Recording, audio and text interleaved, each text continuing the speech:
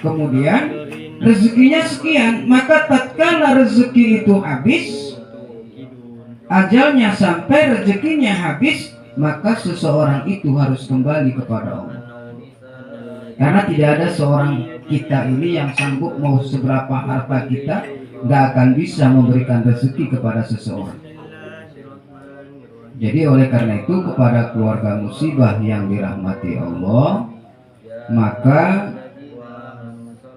almarhum ayahanda kita kembali kepada Allah. Maka tatkala orang itu akan kembali kepada Allah, itu datang seluruh malaikat yang selama ini ditugasi oleh Allah untuk membagi rezeki. Ditugasi oleh Allah yang selama ini ditugasi untuk membagi rezeki, karena Allah itu wahuwa bisya'ni. Setiap pagi Allah itu sibuk membagikan rezeki kepada setiap hambanya, kepada setiap makhluknya. Wa ma min dabbatin fil ardi illa 'alallahi rizquha, kata Allah. Setiap makhluk yang kujadikan setelah kujamin rezekinya. Gak ada makhluk yang kuciptakan yang gak ada rezekinya. Kalau ada makhluk tidak makan karena memang tidak mau mencari rezeki yang dikasih oleh Allah. Persoalannya bukan Allah gak ngasih rezeki, tapi memang dia yang tidak mau mencari rezeki itu. Karena Allah katakan wabatahi bima atakallahu darul akhirah. Cari, kata Allah. Kalau gak kamu cari, walaupun itu kutumpuk di sana, kalau gak kamu cari, kamu gak akan dapat. Jadi persoalannya adalah kenapa rezeki berbeda-beda? Karena caranya mencarinya yang berbeda-beda. Jadi oleh karena itu, kepada keluarga musibah yang dirahmati Allah, makanya tatkala orang itu sudah menjelang detik dia akan meninggal, datanglah seluruh malaikat yang selama ini membagikan rezeki kepadanya. Wahai sekolahan, anak sekolahan, aku adalah malaikat yang penjaga rezeki, yang memberikan rezeki makan kepada kamu setiap hari. Sudah kucari dari ujung timur sampai barat, selatan dan utara. Hari ini gak ada lagi jatah makanmu, kata malaikat. Datang lagi malaikatnya menjaga air. Dia berkata, sudah kucari air jatah untukmu hari ini dari timur, barat, selatan dan utara. Gak ada jatah minum untukmu hari ini. Jadi rezekimu sudah nggak ada rezeki minum. Demikian juga rezeki-rezeki yang lain. Maka berdatanganlah malaikat. Maka tatkala orang sedang sakratul maut, jangan ditangisi, jangan dijeriti, jangan ditangisi berlebihan. Kenapa? Karena dia sedang menghadapi masalah. Jadi pernah saya merinding tatkala nenek kami, nenek dari orang rumah, 113 tahun umurnya. Dan yang dia ceritakan persis yang saya lihat di hadis. Tatkala dia meninggal, sudah dikeluruki, sudah hampir dimandikan, dia bangun kembali hidup, dimasukkan lagi ruhnya barangkali oleh Allah. Sampai 1 minggu baru kemudian meninggal ya. Selama seminggu dia banyak bercerita tentang peristiwa apa yang dialaminya. Dikatakannya, wahai cucu putu-putuku semua, jangan ada. Tatkala nenek sudah gak ada serasa, sudah gak ada di dunia ini, orang yang menangis, yang menjerit di sekeliling nenek itu, kalau kamu tahu seekor ayam yang ditinggal oleh induknya, begitulah paniknya kita mendengarkan suara orang yang menangisnya. Rinding saya waktu dia cerita. Itu nenek dari orang rumah 113 tahun. Dia ceritakan, ya Allah, saya begini. Persis seperti hadis yang menceritakan bagaimana peristiwa orang akan meninggal itu. Jadi oleh karena itu, kepada keluarga musibah yang dirahmati Allah, karena ini adalah persoalan, adalah ketentuan Allah yang tidak bisa dirubah. Kalau memang kita sayang dan cinta, maka karena beliau juga sudah kembali kepada Allah, kalau memang kita sayang dan cinta, bukan kita berberat hati, tapi lepaslah kepergiannya dengan keridhaan. Lepas kepergiannya dengan ridho. Kenapa? Tatkala beliau kita berangkatkan sampai pada malam hari, sampai malam besok yang ketiga, yang ditunggu jangan sempat ada satu keluarga pun yang ditinggalkannya yang merasa tidak ridho dengan kepergiannya. Karena tatkala seseorang itu kembali kepada Allah, ada keluarga yang ditinggalkannya, itu mungkin anak, mungkin cucu, atau mungkin siapa saja yang merasa tidak ridho dengan kepergiannya. Innal mayyita yu'azibu fi qabri ala nihala, kata Rasul. Mayit akan disiksa di dalam kubur. Tatkala keluarga yang ditinggalkannya ada yang merasa keberatan, ada yang merasa tidak ridho atas kepergiannya, dia bertemu kembali kepada Allah. Karena itu yang ditunggu oleh almarhum ayahanda kita adalah keridhaan. Tatkala seluruh keluarga itu ridho, maka beliau kembali kepada Allah dengan tenang. Tatkala dia kembali kepada Allah dengan tenang, maka Allah berfirman, ya ayyuhan nafsul mutmainnah, wahai jiwa yang tenang, semua keluargamu sudah ridho, kau sekarang dalam keadaan tenang. Karena itu kembalilah kau kepadaku, irji'i ila rabbiki radiyatan mardiyah, kembali kau sekarang kepadaku dengan keridhaan. Masuklah, kata Allah, padahuli fi ibadi, masuk kau dalam kelompok hamba-hambaku yang soleh, padahuli jannati, gak ada tempat bagimu kecuali surga.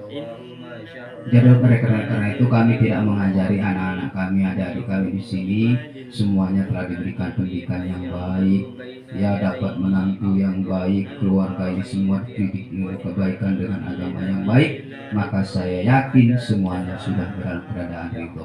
Ini yang pertama pada keluarga. Yang kedua, yang diharapkan oleh almarhum ayahanda kita adalah, yang pertama adalah, wahai anakku, wahai istriku, wahai cucu-cucuku, wahai keluargaku, kata almarhum, tolonglah kau bersedekah untukku, walaupun sekedar sesuap makanan. Kenapa Pak yang diminta? Walaupun orang itu di dunia hidupnya kaya raya, maka tatkala dia masuk ke liang lahat, yang dimintanya adalah sedekah dari keluarganya. Kenapa? Inna sodakota yadfa'ul ba'sa, kata Rasul. Sesungguhnya sedekah itu akan melindungi seseorang pada waktu dia sudah berada di alam barzahnya. Inna sodakota la tutfi'u ghadabar rabbi. Seandainya seorang mayit itu masuk ke liang lahat, Allah dalam keadaan murka, tapi keluarga saat itu dia mengirimkan sedekah, maka Allah menahan murkanya. Allah tidak jadi marah karena keluarga telah bersedekah untuknya. Sampai-sampai kata Rasul dalam sebuah hadis, Rasul berwasiat kepada Ali bin Abi Thalib, ya Ali, tasaddaka ala mautaka, fa inna Allah azza wa jalla wa qad wakala malaika yahmilu sadaqatal ahya ilaihim. Wahai Ali, perbanyak sedekah kepada orang yang sudah meninggal di antara kamu, karena sesungguhnya Allah ciptakan satu malaikat yang tugasnya spesial membawa sedekah orang hidup kepada orang yang sudah meninggal. Karena itu bersedekahlah. Mungkin ada sedekah yang sampaikan ini semuanya. Makanya ada sebahagian masyarakat itu tatkala pulang dari kubur, ada namanya itu apa namanya Pak? Sedekah surtana ya Pak. Itu adalah sejarah itu, berangkat dari hadis itu, bahwa dengan sedekah itu mudah-mudahan setelah ditinggalkan almarhum yang ada di dalam kubur itu akan mendapatkan perlindungan. Inas sedekah yadfa'ul ba'sa, maka sesungguhnya sedekah itu akan menutup, akan melindungi seseorang dari fitnah kubur yang terjadi, dan juga akan menutup murkanya Allah jika Allah itu dalam keadaan murka. Wahai keluargaku, seandainya kamu tidak sanggup bersedekah walaupun sekedar sesuap makanan, maka tolonglah kau sampaikan sekedar sepaling Fatihah. Itu makanya Pak, kenapa itu biasanya dalam sebuah hadis walaupun mungkin tidak kuat perawinya, tapi dikatakan setiap malam Jumat ruh-ruh itu yang dimintanya itu. Kasihan memang.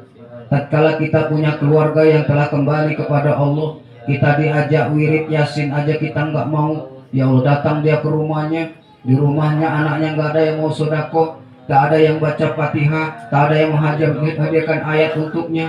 Allah menderitanya keliling ke sana kemari mencari-cari. Akhirnya adalah di antara sekelompok orang berdoa, wali jamil musliminati wal muslimat, baru dia dapat bagian.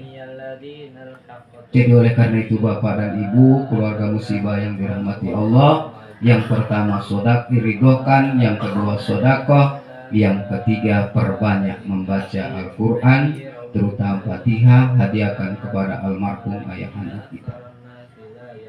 Oleh karena itu, kenapa pada saat ini beliau sedang menghadapi masalah, yang dihadapinya adalah apa katanya?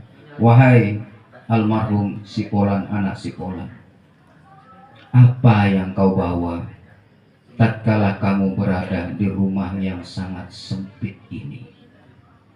Apa yang kau bawa? Apa yang kau bawa? Apa yang kau bawa saat kamu berada di rumah yang sangat sempit ini? Jadi oleh karena yang kedua, wahai Sipolan, anak Sipolan, apa yang kau bawa tatkala kamu berada di rumah yang sangat gelap ini? Itu setiap kita, setiap orang yang masuk ke liang lahat pasti mendapatkan panggilan itu. Karena itulah, apa yang kau bawa di tempat yang penuh dengan kepakiran ini, tempat yang sangat pakir, nggak ada apa-apa di sini, apa yang kamu bawa?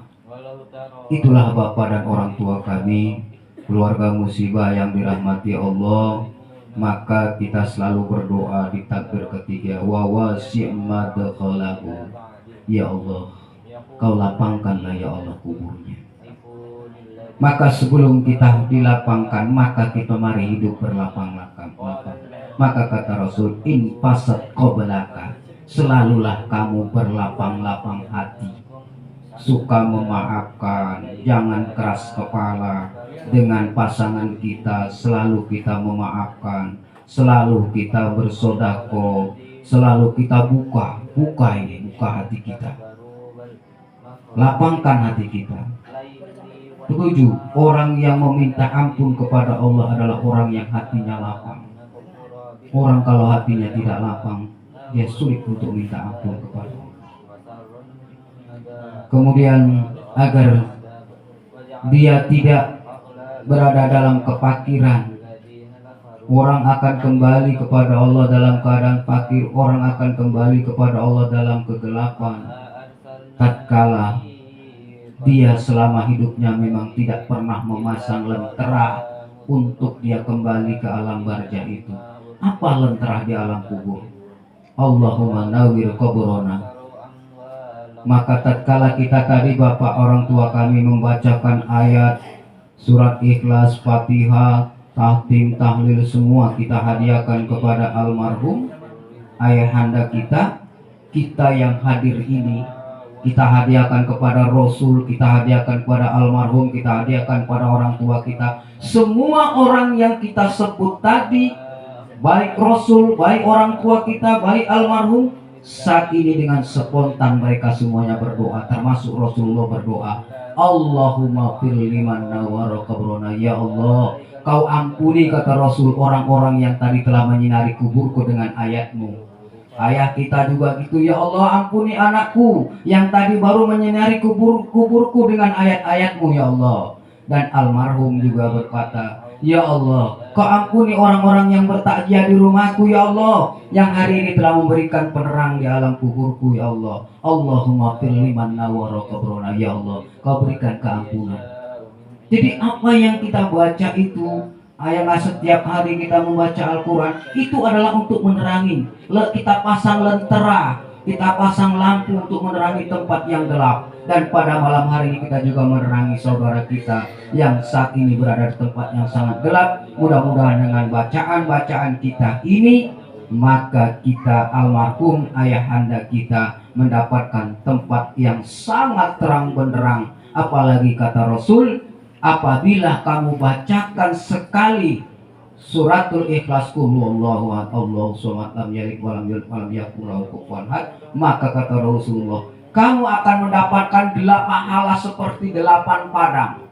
8 padang yang sangat luas, dan setiap padang 80.000 malaikat sana.